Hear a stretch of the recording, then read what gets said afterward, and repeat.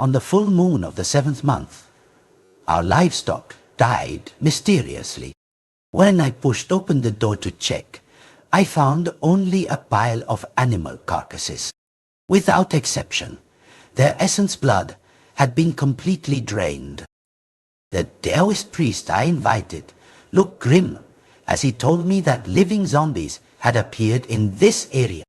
On the full moon of the 7th month, it was our local custom to sacrifice chickens and ducks to our ancestors. That morning, the chicken coop was eerily silent. I clutched a knife and pushed open the coop door in surprise. Usually, just the sound of footsteps would send these chickens into a frenzy. As the door swung open, a heavy, metallic scent of blood assaulted my nostrils. Suppressing my nausea, I peered into the dim light, trying to make out what lay within. Under the sickly yellow glow, rows upon rows of dead chickens lay strewn across the ground. My heart seized in my chest, and I spun around, rushing towards the cellar. "Mom, it's terrible. All our chickens are dead." Before I could finish, Auntie Lee's heartbreaking scream pierced the air from next door. "What beast has killed all my chickens?" I carried a dead chicken out to the main gate, intending to go to the village chief's house to see what was happening. When I arrived, the village chief's courtyard was already packed with people. Everyone carried dead chickens, their faces etched with sorrow. "Village chief, please think of something. The way these animals died, it's nothing like a weasel or a wild cat," said Old Man Lee, Auntie Lee's neighbor's father-in-law. We usually called him Old Man Lee. He was 93 years old this year, the oldest and wisest man in our village. The village chief took a chicken from a villager's hand, and I peered closer. That chicken had died just like mine. There were no large wounds on its body, only 2 blood holes in its neck, as if a zombie from a movie had drained its blood.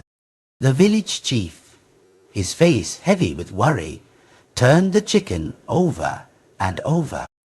Finally, as if making a grave decision, he spoke. "Everyone, please go home for now. Lily, stay. Rest assured, I will definitely give everyone an explanation." People exchanged glances, seemingly wanting to speak, but in the end, they chose to trust the village chief.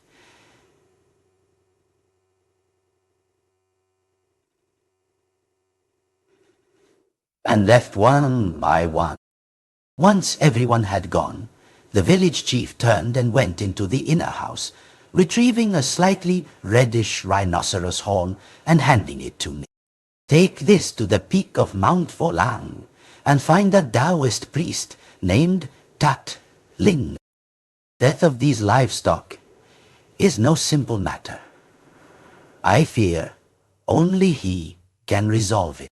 I carefully tucked the rhinoceros horn into my bosom and nodded gravely. "Is this why you've come to us?" I assessed the young girl before me. About 10 years old, short-statured, with a small, sallow face. She nodded, pulling out a rhinoceros horn from her chest. "My name is Lily. My village chief told me to bring this. He said, if I just give it to Daoist priest Hat Lin, he will come to my village to help." I nodded, about to lead the girl to my master, when a large, guilt-ridden hand unexpectedly reached out from behind. Oh, Old Man Leary had the heart to bring a live rhino horn. My master, who was behind me, took the live rhino horn from Lily's hand and weighed it. Not bad, 2 pounds. "I'm definitely helping with this," he finished, his eyes crinkling as he smiled at me. "Yara, go." My face was a mess of question marks. Of course, I'm going to Volang village, he clarified. Someone brought such a large, live rhino horn. They're truly sincere. Before I could even agree, my master pushed me out the door, casually tossing my Daoist robes and backpack out. Do well, don't disgrace me. My name is Yara, a female Daoist with a yin destiny. Just half an hour ago, I was happily cultivating my body and mind in the temple. Now, I was in Volang village, examining the carcasses of chickens, ducks, and geese. I stood at the village gate, the bitten livestock strewn across the ground, neatly arranged in a row, looking utterly gruesome. I didn't understand. If they're dead, why not keep a few as samples and stew the rest? At least let them die meaningfully. The village chief, seeing my pensive silence, spoke with a worried expression. Well, little master, have you discerned anything? Hearing this, I looked deeply at the village chief and said, bring these chickens. The village chief's face. What? Do they need to be cremated? I nodded, wiping the drool from the corner of my mouth. Clean the feathers, roast at 180 degrees. Half an hour. The village chief carefully noted. All right, anything else? I continued. Add lots of cumin and chili. The village chief nodded. All right, huh? Finally, he realized something was amiss and looked up at me. I looked at the livestock with their bright red wounds on the ground, swallowing hard. Let's talk while we eat. These chickens were all bitten to death by some kind of living creature. Although the fatal wounds look strange and terrifying, like a zombie bite, a closer look reveals they are red, and the flesh and blood have normal color. If they were bitten by a zombie, the wounds would usually be contaminated with corpse chi, turning black. Over time, the corpse chi would spread from the wound to the entire body, causing it to stiffen. Then, the corpse chi would reach the brain, eventually turning them into zombie chickens. But these... I reached out and tore a piece of chicken from the table. The fragrant aroma of roasted meat immediately filled the room. Lily, next to me, swallowed hard, and I tossed her a chicken leg. Chickens infected with corpse chi would smell burnt when roasted, not emit the aroma of roast meat. Village chief, these chickens weren't bitten to death by what you think. Volang village had a zombie attack 40 years ago. Most young people don't know about it, but the elderly over 60, like the village chief, surely remember. This is also what my master told me when I arrived. When that zombie attack happened, my master was only 14 years old. He followed his own master to subdue the zombie. The village chief's expression softened slightly upon hearing this. That's good. That's good. Little master, you don't know. That incident terrified me. Lily, sitting on a small stool, clutching her chicken leg, stammered, What zombie attack? The village chief startled, realizing Lily was still there. He impatiently waved his hand. Whoa! Nothing. Just finish your food and go home quickly. I have something to discuss with Master Yara. Lily obediently swallowed the last bite of chicken leg and quickly ran out the door. The moment the door opened, the sunlight outside streamed in, the dazzling white light stinging my eyes. The sun was high in the sky. It must be midday. My heart pounded, and I quickly stood up, chasing after her, intending to call Lily back. But alas, a 10-year-old child's steps were too fast. She was nowhere to be seen. "What's wrong, Master Yara?" The village chief also followed me outside. I checked my watch. It was exactly 12 noon. I quickly turned back inside, grabbing my Daoist robe. "Quick! Everyone wandering outside, in the village to go home immediately." Around noon, that beast that bit the livestock might cause trouble again. At this time, in the village, because of the scorching midday sun, not many people were wandering outside. But I dared not be careless. That evil creature had drained so much essence blood, it surely wouldn't have time to digest it. I examined the dead livestock again. They were all females. In the yin-yang and 5 elements, females belong to yin. Too much yin blood makes it fierce, and it needs to be digested quickly. The best time to digest yin blood is midday, because at this time, yang energy is strongest. But when things reach an extreme, they reverse. So yin energy is also fierce. And today was exactly the full moon of the 7th month, an even better time. This evil creature would surely choose this time to digest the yin blood. I quickened my pace. I had to find the evil creature before the hour of Wu, 11 a.m. to 1 p.m. passed. Otherwise, it would surely strike again. If it managed to digest the livestock's yin blood, its next target would undoubtedly be the women and girls in the village. Just as I was searching throughout the village, a sudden cry for help echoed from the far end of the village. It was a girl's voice, high-pitched and clear, not hollow. The voice of a living person. I immediately changed direction, dashing towards the village's end.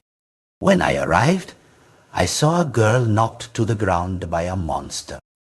The monster was humanoid, with long, slender limbs, about 80 centimeters tall, entire gray-green, with eyes so black no whites were visible.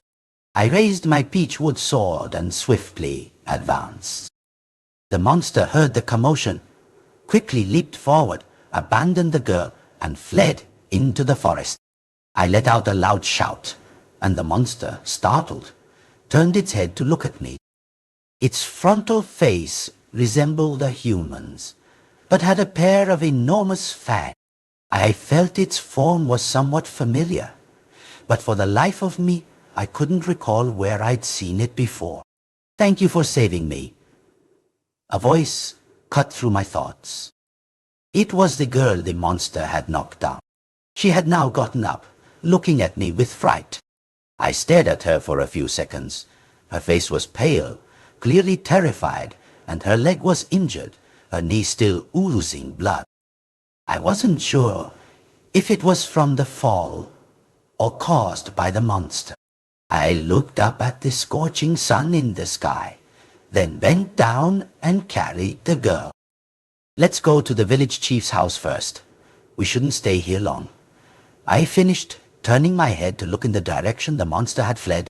The aura it carried was eerily familiar. I carried the girl to the village chief's house.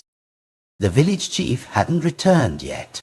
After seating the girl, I took out some glutinous rice and applied it to her wound.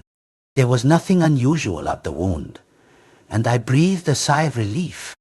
It seemed this injury wasn't caused by the monster. "What's your name? What happened just now?" Seeing that the girl's complexion had improved a bit, I asked 2 questions at once. She looked at me fearfully, and just as she was about to speak, a flash of red light flickered in the depths of her eyes. Instinctively, I took a step back. The girl suddenly lunged, biting my arm. I reacted quickly, drawing my peach wood sword and striking at her mouth. She recoiled in pain. The peach wood sword seemed to pose no threat to her, as if it were just an ordinary piece of wood.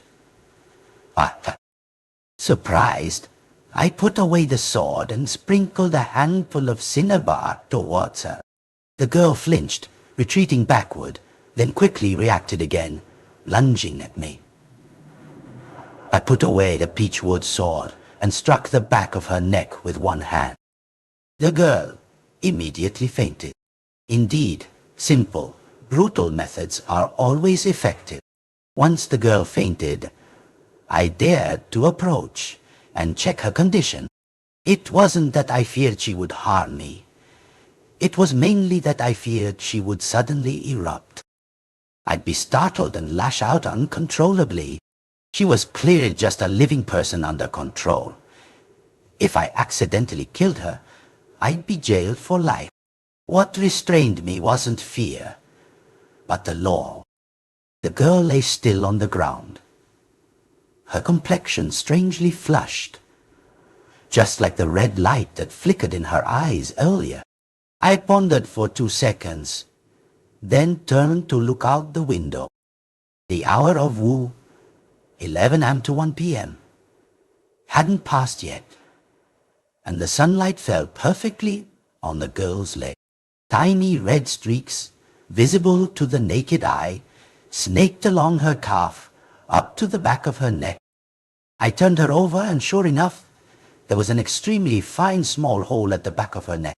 I picked up the cinnabar powder from the ground, gently blew on it, and applied it directly to the small hole. This is my high-grade cinnabar. It's expensive. Can't waste it. The moment the cinnabar was applied, black smoke immediately billowed from the small hole. The girl began to convulse violently, her entire body turning red and growing hot. Seeing this, I understood clearly that this small hole was likely the cause of the girl's control. I swept the cinnabar powder on the ground into a pile, picked it up, and applied it to the small hole. As the cinnabar increased, the girl's convulsions gradually subsided, and the redness across her body began to disappear.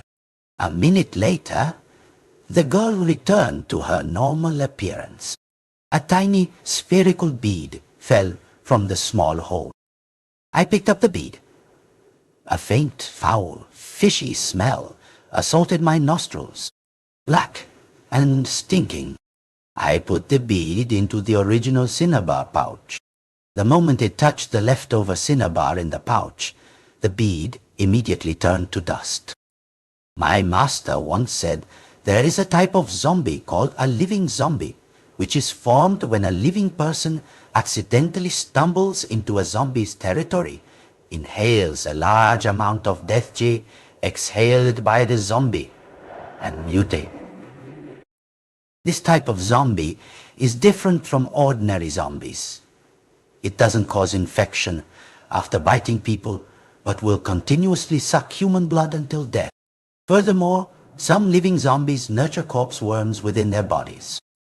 If ordinary people come into contact with a living zombie, they will become infected with corpse worms, turning bloodthirsty and easily angered. Corpse worm eggs are black and have a foul, fishy smell. Upon encountering cinnabar, they turn into smoke. I stared at the cinnabar pouch, having roughly guessed what evil creature was attacking Volang village this time. At that moment, the girl on the ground woke up. "Why am I here?" she asked, rubbing her red and swollen chin, crawling up from the ground with a wary expression. "Who are you? Why are you at the village chief's house? Are you trying to steal something?" I was about to explain when I saw the village chief enter through the main gate, dragging Lily by the ear, mumbling curses. "This brat! What are you doing, running into the forest at midday? Don't you want to live?" "Village chief!" the girl cried out, quickly running towards the door. The sunlight outside shone on her, and she showed no discomfort. There was no faint red glow on her body, and I felt completely reassured as I followed her out. "Lena, why are you here?" The village chief looked bewildered, but his hand gripping Lily remained firm. Ow, ow, ow. Grandpa, gentle hands. Lily winced, repeatedly slapping the back of the village chief's hand. The village chief snorted coldly and let go. Lena, seeing this, quickly spoke. Village chief, this person is dressed strangely, sneaking into your house. I suspect she's here to steal something. Before she could finish, the village chief smacked her on the back of the neck. What strange clothes! This is Daoist Master Yara, whom I invited. The village chief sighed after speaking. I truly hope the events of 40 years ago don't repeat. I saw his anxiety and was about to offer a few words of comfort when I noticed a hint of sarcasm on Lily's face, though it quickly returned to normal. All right, both of you come in and rest for a bit. With the sun so hot at midday, wait until after 2 p.m. before going home. The village chief said, leading the two girls into the house. As soon as they entered, they saw a pile of red cinnabar on the ground. Lily stood at the door, refusing to enter. What's this? The village chief hurriedly went to get a broom, sweeping the red cinnabar to one side. Lena continued, I don't know what happened on the ground either. I just woke up and saw this. She finished, scratching her head. I don't even know how I got to your house. I distinctly remember I was eating at home. Then Lily called me to go up the back mountain to catch birds.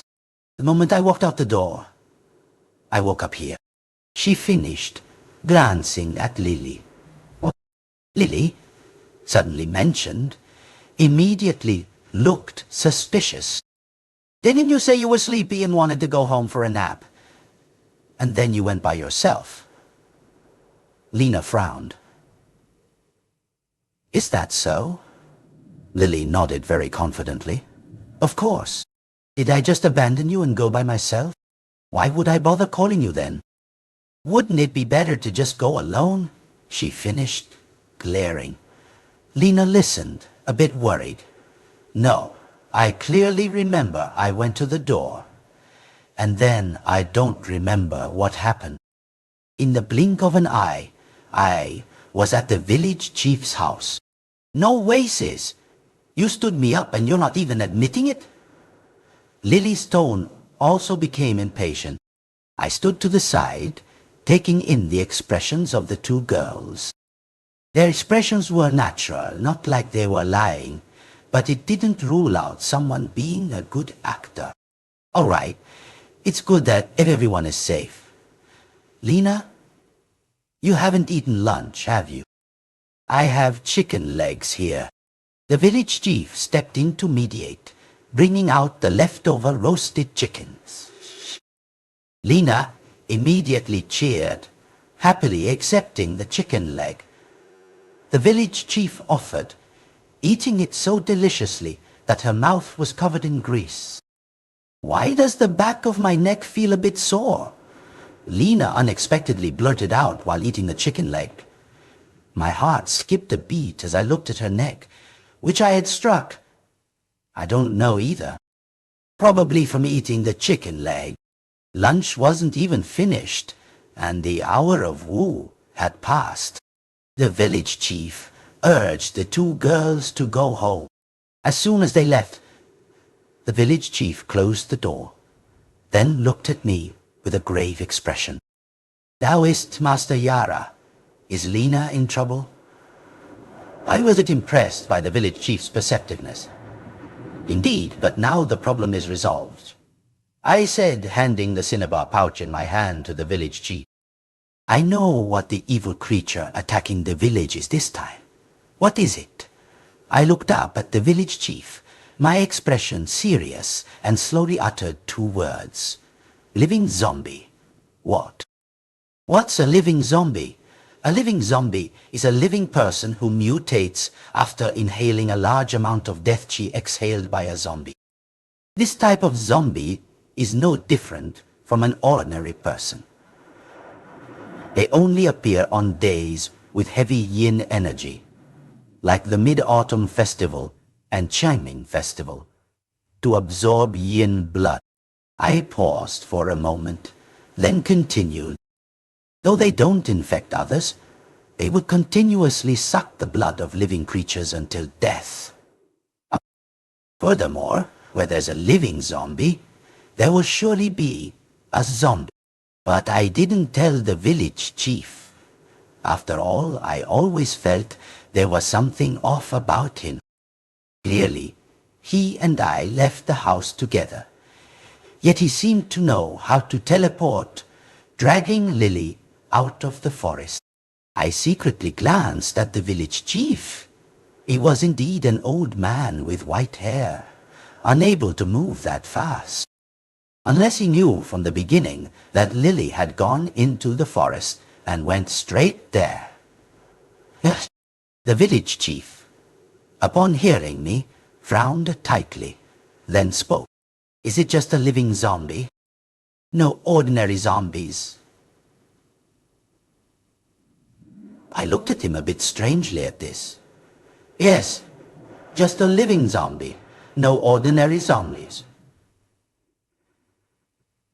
The village chief nodded, slowly walked to a chair and sat down, a look of relief on his face. That's good, that's good. His expression made me feel even stranger, but I didn't ask much. After all, if he wanted to tell me, he naturally would. If not, I wouldn't get an accurate answer by asking. Living zombies usually only operate on Chiming Festival and the Mid-Autumn Festival. We will act tonight. We must catch it. If not, during these 3 days of the Mid-Autumn Festival, I fear it will target the women in the village. The village chief nodded. All right, Daoist, Master Yara, what do you need me to prepare? Just tell me. I smiled faintly. Find 9 strong young men, 3 born in the year of the dragon, tiger, and snake, respectively. Tonight, they'll come with me to catch the living zombie. A living zombie is essentially just a mutated ordinary person. Aside from being immortal and having greater strength and longer fangs than before, there's nothing particularly different. Why? I was worried this living zombie might be a man, and I wouldn't be strong enough to fight him. It's better to call a few strong young men to help. Indeed, what then? Let's sing it now to these 5. Well, conveniently, these individuals, born in those years, are all young men in their 20s, full of strength with nowhere to put it to use. Instead of idling around tonight, they might as well help me catch the living zombie and contribute to the village. As night fell, I led the 9 strong young men to the forest behind the mountain. That was where I had seen the evil creature flee during the day. If my guess wasn't wrong, that creature was a living zombie. As living zombies age, their forms can differ. If they stay with ordinary zombies for a long time, their entire body soaked in death chi can undergo another mutation. A living zombie can switch between human and monstrous forms, but it doesn't have a significant effect. At most, it's a change in appearance. However, this also makes it impossible to recognize who is a living zombie, as their human form is no different from an ordinary person. Our group delved deeper into the forest. The fog grew thicker, and visibility steadily worsened.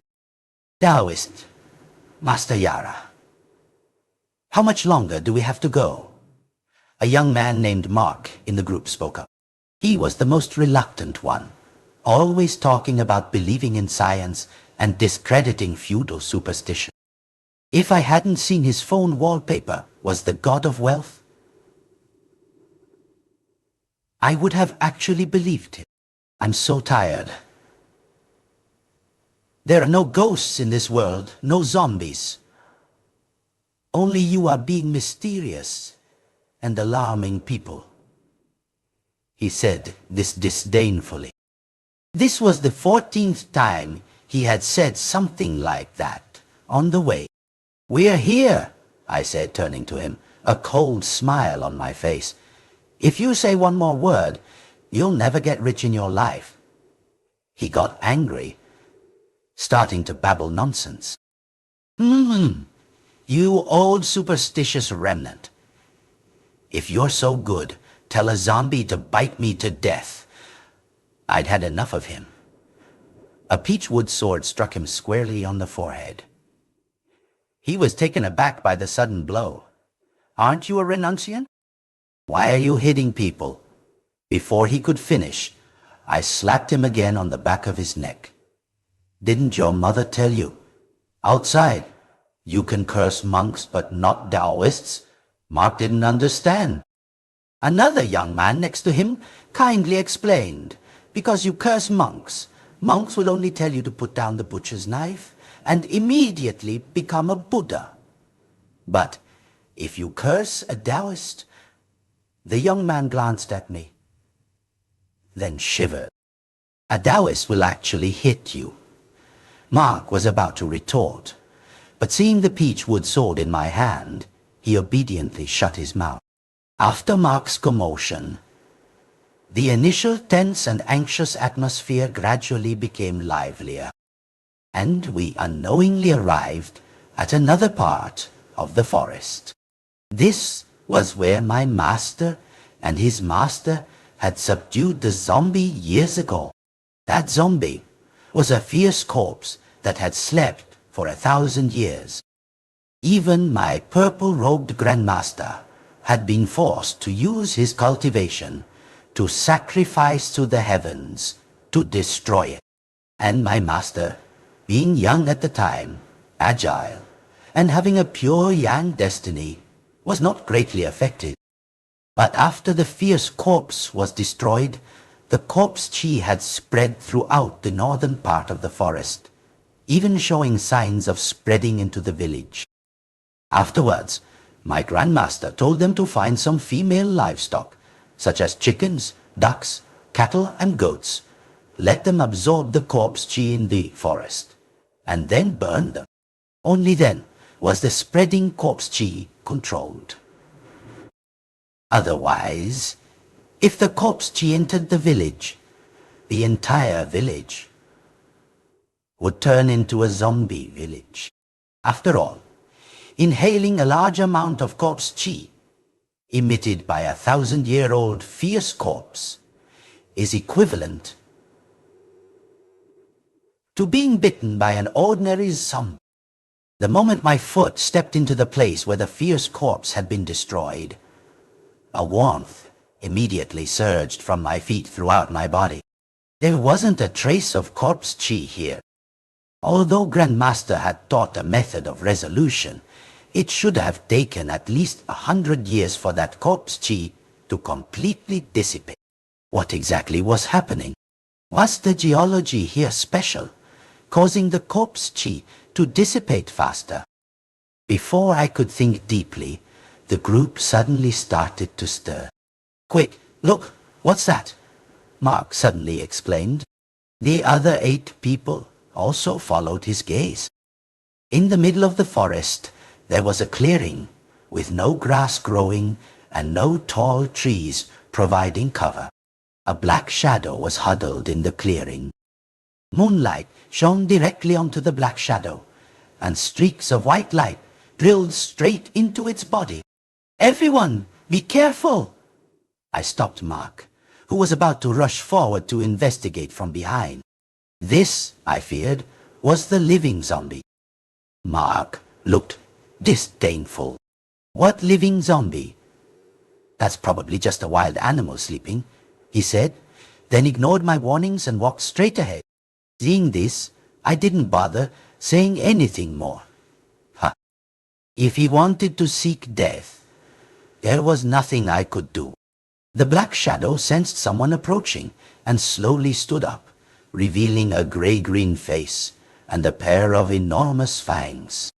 Mark had his back to it, completely unaware of the abnormality.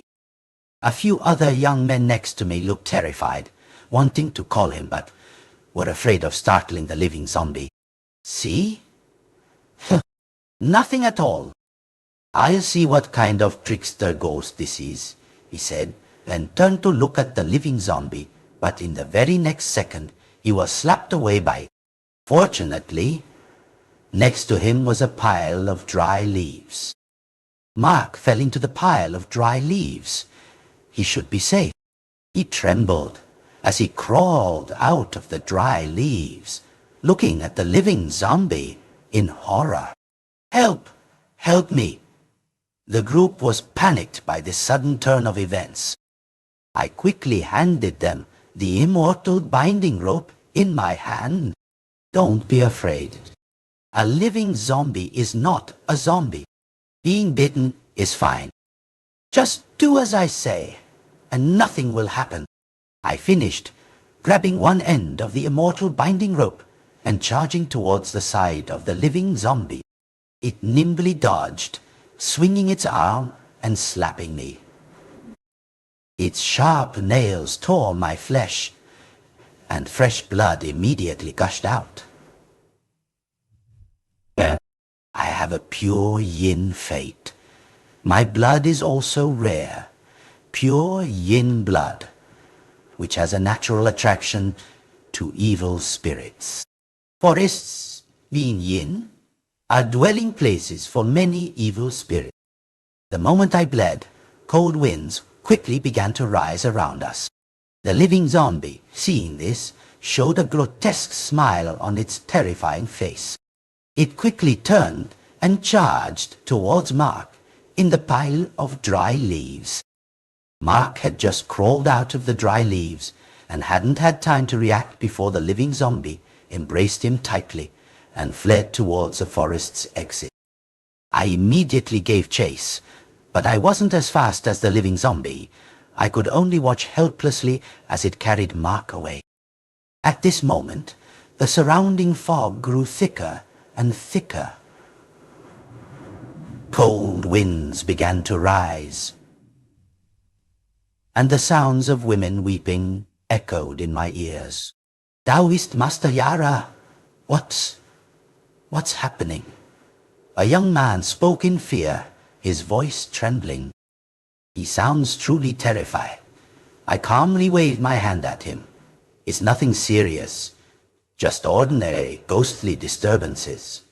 The ambient temperature suddenly dropped. Now, out of 9 people, only 8 remained, huddled together in fear. A cold smile touched my lips as I looked at the malevolent spirits stirring around us, pointing my peachwood sword straight up at the sky. Lord of Thunder, assist me. 5 thunders, heed my command. Thunder arrive. The moment I finished speaking, 5 colossal lightning bolts struck the 4 sides around us. Some malevolent spirits fled in terror. Some, unable to dodge in time, disintegrated into dust. A child-shaped malevolent spirit suddenly burst into tears. Blood-red tears streaming from its jet-black pupils, looking utterly horrifying, scaring the group of big men into clutching each other tighter. Someone told me there was food here, so I came. Why is there no food, and I'm getting beaten to death? Why? I seized on the crucial part of its words. Someone told you there was food here. The child ghost sniffled. A big sister told us there was delicious food here. So we smelled it and came. I frowned. Looking around, countless malevolent spirits all nodded, seemingly agreeing with the child ghost's words. I sighed, preparing to release these malevolent spirits. After all, They hadn't yet stained themselves with blood. The moment I lowered my guard, the child ghost suddenly erupted. I had prepared beforehand, pulling out my demon, sealing mirror, and instantly trapping it inside. I've seen more ghosts than you've had meals. You think I wouldn't see through your petty trick? The child ghost screamed wildly inside. I just wanted a little food. What did I do wrong? I've been hungry for hundreds of years. What you want to eat is our essence, blood. Do you want to cultivate into a malevolent ghost? One sentence from me silenced the child ghost. It snorted coldly, muttering, I also want to eat incense, but who lights it for me? The child ghost was fine inside the demon, sealing mirror. Perhaps it was a minor ghost with no malice and had never committed evil. So, I opened the demon sealing mirror and released it. Since you've never killed anyone, I'll spare you this once. Tell me your birth chart and name, and I will light incense for you. Hearing this, the child ghost immediately hugged my leg, its jet black pupils looking up at me, appearing adorable. Really? Silly girl. I ruffled its head, smiling gently at it. It's fake. The child ghost froze, then burst into tears. The pathetic sound of a child ghost crying echoed throughout the forest. The young men painfully covered their ears, groaning. The cries of the ghost, mixed with their groans, reverberated through the forest. The living zombie surely must have heard it. I reached out and covered the child ghost's mouth. All right, stop crying. I'll light incense for you for real. It opened its eyes wide. You promise? I was at a loss for words. I promise. Then I casually lit 3 sticks of incense for it. The living zombie must have known my destiny. It intentionally clawed my flesh to make me bleed, attracting the evil spirits in the forest. These evil spirits, once stained with blood, would become malevolent ghosts, and our fate would surely be to be devoured by malevolent ghosts. That way, our deaths would go unnoticed, and in the village, besides me, no one else could exorcise the living zombie. If I died, the living zombie could surely sneak into the village. Once it digested the yin blood, the entire village would face disaster. Its goal, I feared, was not simply to eat chickens and live, but to massacre the entire village. But why would it do that? And if it wanted to massacre the entire village, why did it only take Mark? It surely didn't take Mark to suck his blood. Male blood for it would be no better than chicken tendons. I couldn't solve the myriad doubts. I turned to look at the child ghost, happily sniffing the incense next to me, smiling grimly. The child ghost, clutching the incense, shivered. Do you remember what the person who told you there was food looked like? The child ghost trembled, taking a deep breath of incense, and slowly said, I only remember long hair, a small scar on their face, very tall, on their face, very tall. And although it was a big sister, her voice was very rough, like a man's. Based on the information the child ghost provided, Mark's face automatically appeared in my mind. Are you sure that person was a big sister? The child ghost looked disdainful. Of course. Long hair, definitely a big sister. I understood. Its way of distinguishing gender was by looking at hair. So, this person was probably Mark. Could it be? A bold thought sprang into my mind. Mark was likely allied with the living zombie. He first shouted loudly, revealing our position, then woke up the living zombie. The living zombie, realizing it couldn't deal with me, then clawed my flesh, attracting evil spirits to kill us, while taking Mark away to ensure his safety. What a clever scheme! Fortunately, I pulled out the mother-tracking glue worm that senior brother Jax had given me. Having followed my master for so many years, I had some contingency measures. From the moment Mark started yelling wildly that Slap had implanted the tracking goo worm into his body. After all, Mark didn't seem like someone without a brain, but his sudden brainless actions seemed very unusual. I placed the mother tracking goo worm on the compass. It spun a few times, finally stabilizing to the south. I told the others to follow me closely, quickly heading south.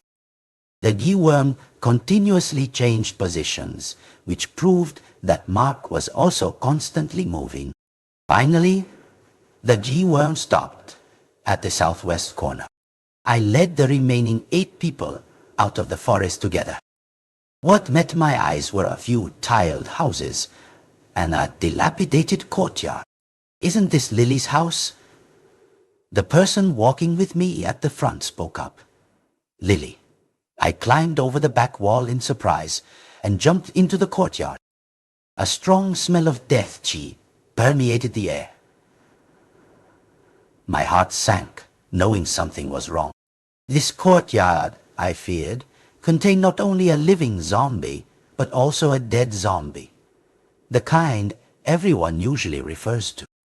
The 8 people behind also wanted to jump into the courtyard. I quickly stopped them. "Everyone, go back first. There's nothing more for you to do here. There are zombies here. They will be very dangerous. If you get bitten, the enemy will gain more heroes, and they're young, strong men. How could I fight them? Those 8 people were already sleepy, and Mark's capture had added a psychological shadow. Hearing me say it was safe, they all ran away as fast as they could. But once everyone was gone, I held my peach wood sword and walked towards where the death chi was strongest. It was a clearing, and on the ground there was a round cellar door. Rustling sounds came from inside, and it seemed there were other noises too. I lay down, pressing my ear against the cellar door. Wooden doors naturally don't soundproof well, and with me pressed against it, I clearly heard a voice from inside. "Mom, today I can finally avenge you." Hiss, hiss, hiss. I can't believe that foolish Daoist really thought I was in the forest. By now, she must have been torn to shreds by evil spirits. Hiss, hiss, hiss. Actually, I didn't want to kill her, but she's purposefully a disciple of that damn Daoist. If that damn Daoist hadn't told the village chief years ago that female livestock could be used to absorb corpse chi, why would the village have forced Mom and Auntie Chin to go, making Mom and Auntie Chin into these half-human, half-ghost forms? They even burned Auntie Chin to death. If I hadn't secretly hidden Mom away, by now, Mom and everyone else in the village would probably all be dead. Once I kill them all, can I come down and keep you company, Mom? Lily's voice was no longer innocent and naive. It carried a hint of madness. Hiss, hiss, hiss. Her only reply was a growl. I roughly understood. The doubts in my heart slowly cleared. She also mentioned Auntie Chin. Auntie Chin, I feared, was Mark's mother.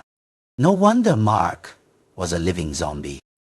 But I had clearly seen Mark being taken away by the living zombie with my own eyes. If that was the case, then was the living zombie actually Lily? On the full moon of the 7th month, She drained the blood of all the livestock in the village, then cried foul, making the village chief think there were still zombies in the village. The village chief would surely go looking for my master. She originally wanted to eliminate both my master and the villagers, but unexpectedly, my master sent me instead. And if I were just an amateur, unable to suppress those evil spirits, then today I would surely have perished in the forest with those 8 young men.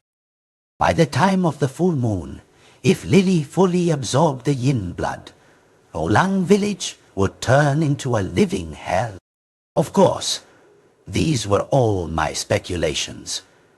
It was also possible that the evil creature wasn't Lily, but merely connected to her. I stood up, pulled out my phone to check the time. It was almost the hour of Z. 11 p.m. to 1 a.m. I gripped my peachwood sword, ready to break through the door and rush in. Thick death chi seeped out from the cracks of the cellar door. I covered my nose with one hand and raised my peachwood sword with the other, chanting a spell at the cellar door. Lord of Thunder, assist me. 5 thunders, heed my command. Thunder arrive.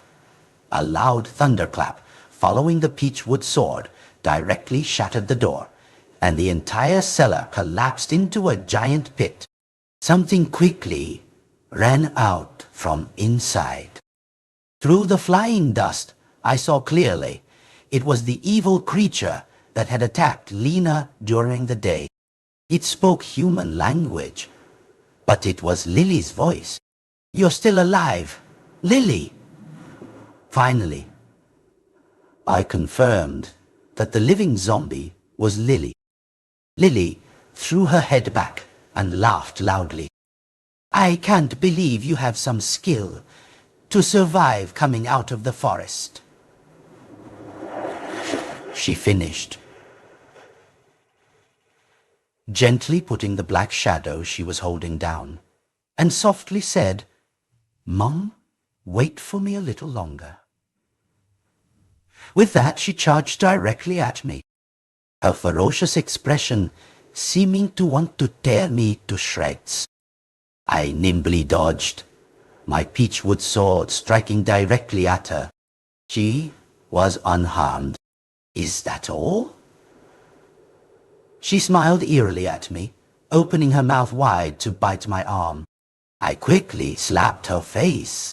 Lily froze. Sighting the moment of her shock, I bit my finger, smearing blood on my peachwood sword. Ayara, descendant of Wunai Ghost, King Shen Tu, specially invite the Ghost King to assist me. The peachwood sword emitted streaks of white light. This time, I changed my target, aiming straight for the black shadow Lily was carefully protecting. If I wasn't mistaken, that was the zombie that caused Lily to mutate. No! Lily reacted, flying quickly to shield the black shadow. But it was too late. My peachwood sword was about to pierce the black shadow. Lily immediately blocked in front of it. I quickly angled my sword. The peachwood sword grazed Lily's cheek and struck the cellar door. A gash immediately appeared on Lily's face, and black blood flowed from it, unstoppable. You! She was surprised that I had shown mercy. I pulled out the peachwood sword, looked at her, and said, I'm not a Daoist who doesn't distinguish right from wrong. I just want to know the truth. Lily heard this and froze for a second, then gave a self-deprecating laugh. What truth? It's just that the villagers discovered an ancient tomb in the forest behind the mountain. They thought there was treasure inside, so they opened it without permission. As a result, there was no treasure in the ancient tomb.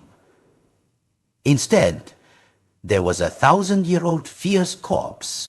The zombie was destroyed by a passing Daoist priest, but the corpse chi didn't dissipate. Lily caressed the zombie in her arms. Only then did I clearly see its form. Its eyes were tightly closed, no different from an ordinary person sleeping, except that two pairs of enormous fangs grew from its mouth, and its skin was slightly gray-green. That Daoist priest's disciple told the village chief a solution. Use female livestock raised in pens to absorb the corpse chi and then burn them. But the village chief found it too slow and deliberately forced my mother and Mark's mother to go. How pitiful!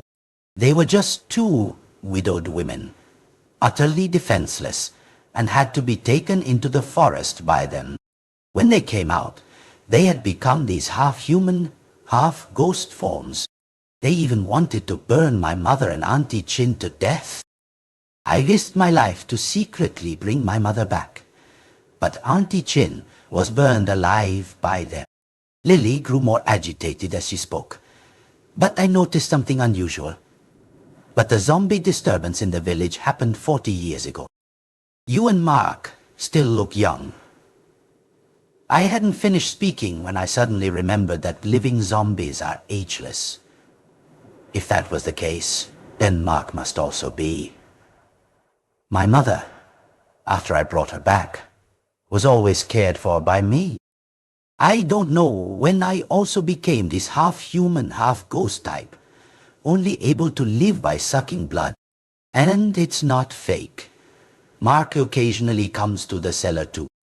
He's not as severe as me. He can still manage to be full with normal human food. But his aging process has also slowed down quite a bit. I nodded. It seemed my guess wasn't wrong. I understood these facts, but I always felt there were some parts that weren't quite right. Since you know the truth, I will give you two paths to take. Lily carefully placed the zombie on the ground. 1. Don't interfere in this matter. After I get my revenge, I will naturally commit suicide to join my mother. 2. If you insist on interfering, then I will kill you, and then go seek revenge. I was stunned. How dare she say such a thing? She had almost been run through by my peachwood sword just now. I was speechless for a moment, so I went to pull my peachwood sword out of the door. The moment the sword was in my hand, I heard a sound from inside the door. Instinctively, I took a step back. The cellar door suddenly exploded. Mark leaped out from inside, charging straight at me. I raised my hand and smiled at him. Slap! A crisp slap echoed across his face. Mark froze on the spot, holding his face, saying nothing. Now get out! I shouted loudly. Mark clutched his face, unwilling, but currently unable to fight me, so he could only sullenly hold his face and retreat into the cellar, not forgetting to close the door behind him. Looking at his unwilling yet forced actions, I suddenly thought of something that wasn't right.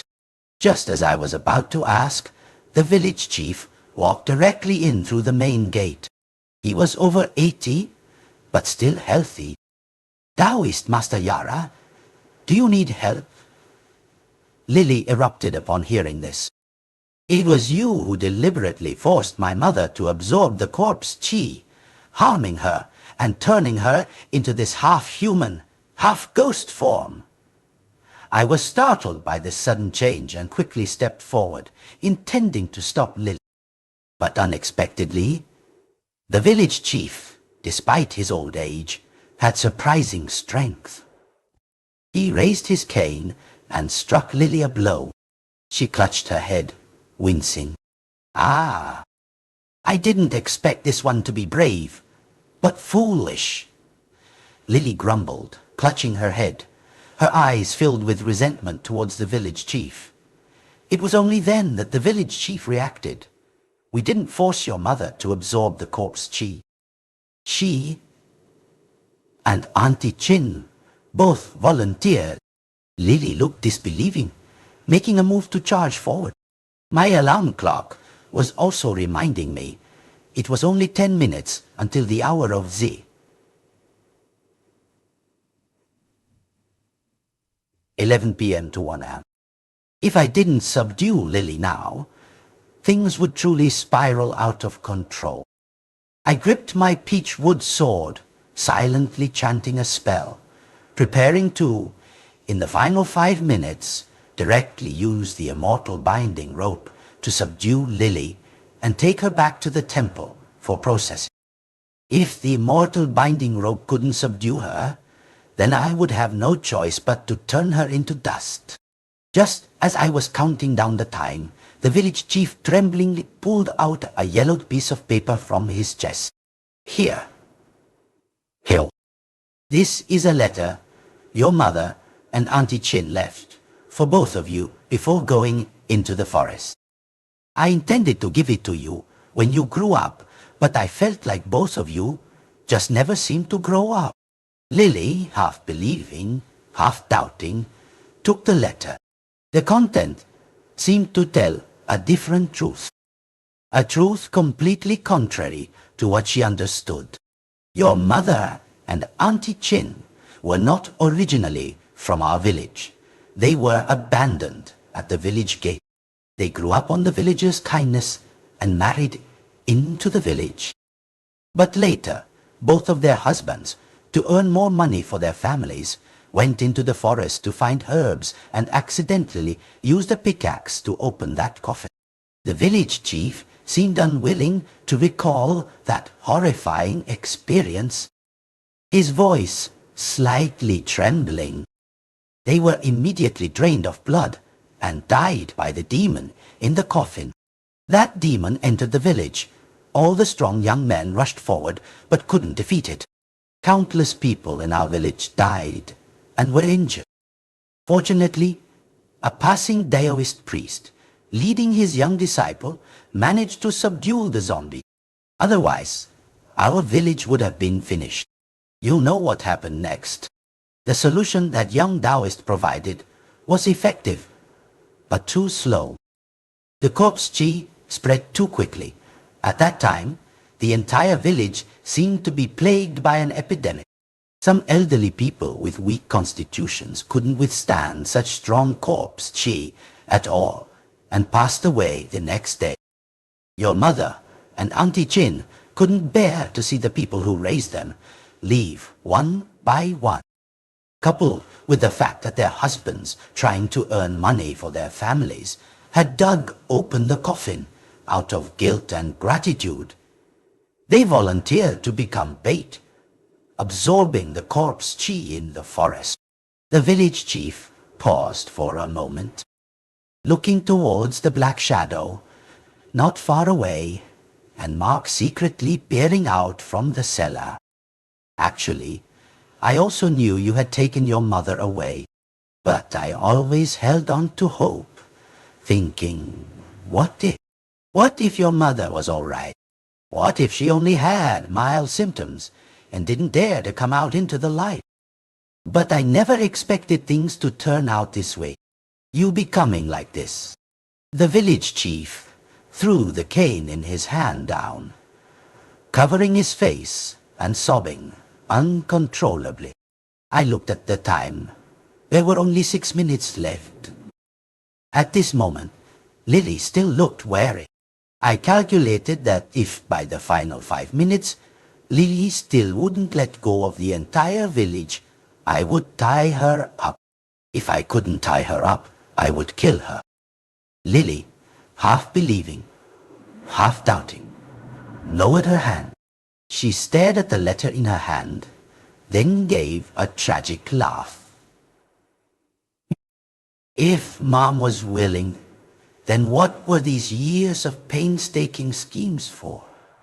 She had embraced hatred, caring for her mother day and night. And because she stayed with her for too long, she turned into a living zombie. She thought she could finally avenge her mother's death. But in the end, she learned her mother had volunteered. Lily walked step by step towards the zombie lying on the ground. The zombie still had its eyes closed, lying there with a serene expression, without a hint of suffering on its face. She hugged the zombie tightly and smiled at us. "I've caused everyone trouble." Before she could finish, a loud boom echoed. Lily and her mother self-destructed, turning into dust. Thick black smoke obscured the moonlight. The village chief stood in the dust, his face dark and unreadable. "It's finally over." He slowly turned and walked towards the courtyard gate. I stood behind him, glanced towards the cellar, and spoke. Uncle Lee, were Lily's mother and Auntie Chin really volunteers? The village chief's footsteps halted. Does it matter if they volunteered or not? They saved people. They are the benefactors of the village. They will forever be remembered and appreciated by the villagers. I smiled, saying nothing more. It was now the hour of Zidai. I glimpsed a flash of red light from the cellar. I tightened my grip on the peachwood sword, but in the end I didn't strike. This matter is resolved. The village chief told me to stay at Lily's house and return to the temple when it was bright the next morning. I knew he was afraid of another incident, so he told me to guard here, and I agreed. A night without dreams. I slept very comfortably. The next morning, I was woken by an alarm. It turned out the village chief and Mark were found dead in the village chief's courtyard. I hurriedly put on my Daoist robes and went to see. When I arrived, the courtyard was already cordoned off. I looked through a gap in the crowd and saw the village chief with Mark's teeth clamped tightly on his neck, his face showing clear ferocity. The villagers gathered around whispered amongst themselves. The village chief was so kind, and Mark was such a good child. How did it come to this? Perhaps Mark was seeking revenge for his mother. Oh, who would have thought such a good village chief? His son would sexually assault those two widowed women and then throw them into the forest. Oh, I stood in the crowd, listening as they, word by word, pieced together the most authentic truth. After the crowd dispersed, I left. At the temple, my master was happily fiddling with a live rhino horn. "You're back? Go wash off the bad luck, then prepare to eat." I obediently nodded and asked what I most wanted to know. "Master, why did you tell people that to remove corpse chi, one must use living creatures to absorb it?" My master heard this and was stunned. "Nonsense! When did I ever say such a thing?" I recounted what the village chief had said. My master snorted coldly after listening. "Using dark arts yourself, and then blaming me? So, no wonder he didn't die peacefully. Would I, of all people, make living creatures absorb corpse chi? A heavy rain could wash all that away. Then why didn't you use it?" My master looked at me, puzzled. "They didn't tell me. This is all fate." My master finished, then urged me to go shower and eat